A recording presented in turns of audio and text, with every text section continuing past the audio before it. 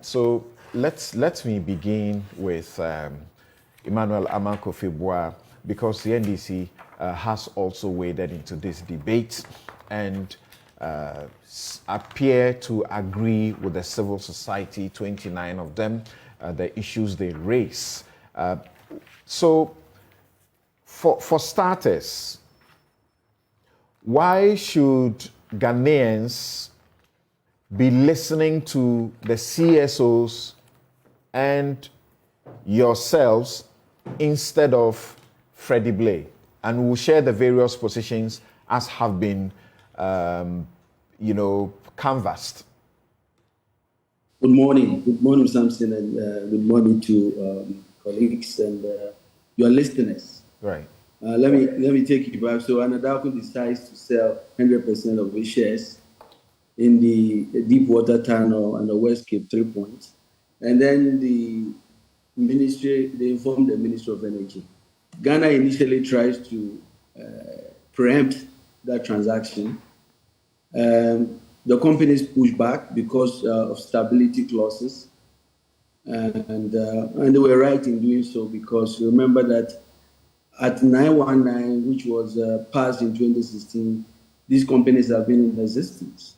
So somehow, through negotiations, the minister carves out 7% in this agreement. And the companies had to do so because they also know that this transaction cannot go through without the consent of Ghana through the Minister of Energy. So the transaction, because they want to conclude it quickly, decide to set aside 7%, and they formed this Jubilee Oil Holding to basically hold that 7%. Initially, it was held by Anadako, and so the transaction is complete. The government of Ghana, through the Ministry of Finance, pays, as we've been told, 168 million, and the transaction is completed. The minister now writes to GNPC to basically make sure that that 7% is transferred to Exploco, the strategic commercial arm of GNPC, which was established to basically push GNPC's agenda. So this is really how it went. And so the transaction is closed. The whole preemption issues and all and what Ghana said has been done. We get our 7%, the transaction is complete. And here comes PetroSA now preempting the 7% that has been received and saying that they want. Now, listen, the joint operating agreement between the parties, even if that applies, requires that they basically do that. If you preempt and it's correct, based on your percentage, let's grant that the joint operating agreement stands.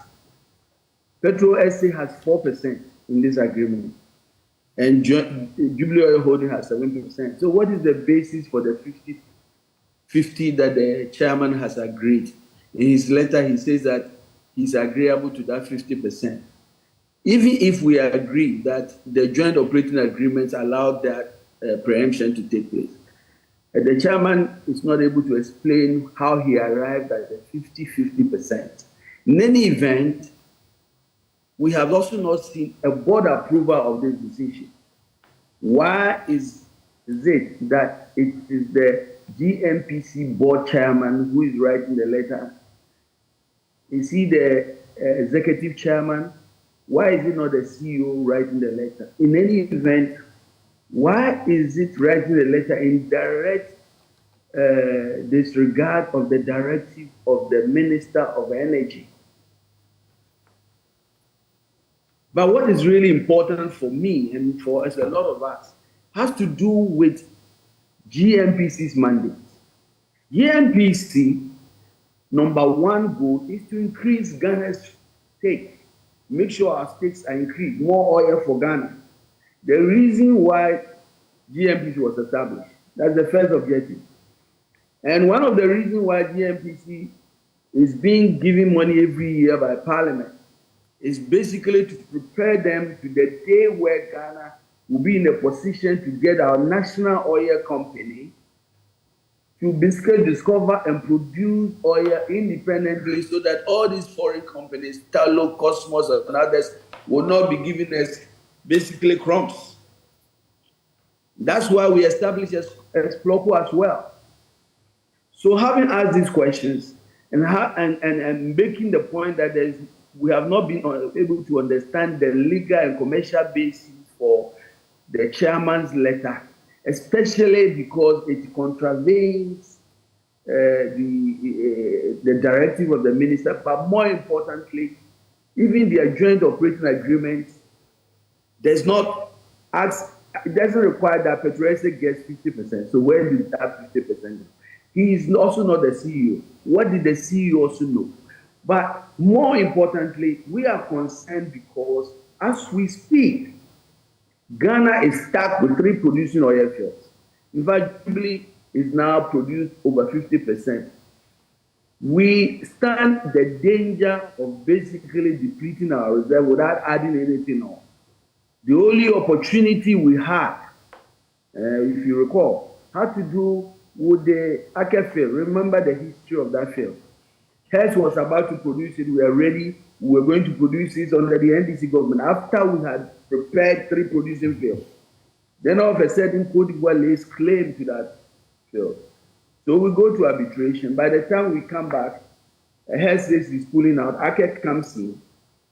And then the rest is history. And I won't try to go there because it takes a whole day. But to say briefly that Aker basically has taken our country on a ride, come back and says that, listen, you need to give me all this sweetness before I'll produce. I'll go fast track. We reduce our stake. In fact, we take 24% of Exploco and give it to Aker. We reduce it by 43% to 18%. We take the power of the Petroleum Commission and give Aker all sorts of sweetness. Well, guess what? Aker doesn't produce that field. We are still stuck, and our reserves are depleting. They come back, with GNPC involved, they come back again, and I'm talking about this government. All of a sudden, Aker come and say that I'm selling my stake for 1.65 billion, and they have support of government. They come to Parliament, and this year, those who are being condemned today stood up. Thankfully, a lot of us in Parliament also stood up. And we said the South Deep Water Tunnel, there's no oil there. We can't buy that. Well, it turns out that less than a year and a half or 2 years, Aker is now saying, yes, I agree, there was nothing there. And we now know. But guess who was leading the effort? GNPC. So we as Ghanaians must be concerned that the national oil company that must be responsible for increasing our stake is being led by the board chairman, who is not the executive chairman, who doesn't have the minister's approval, who has been told by the minister that don't sell that 7%, in fact, transfer it to Exploco, who doesn't have a board approval, is basically negotiating to give 50% of a stake that will use the government of Ghana's money to pay for. If GNPC is paying, they're not even paying the government of Ghana. So the people of Ghana must be interested in this transaction, especially the questions I've raised. All right. And that is why we are worried. Okay. Please hold on for me.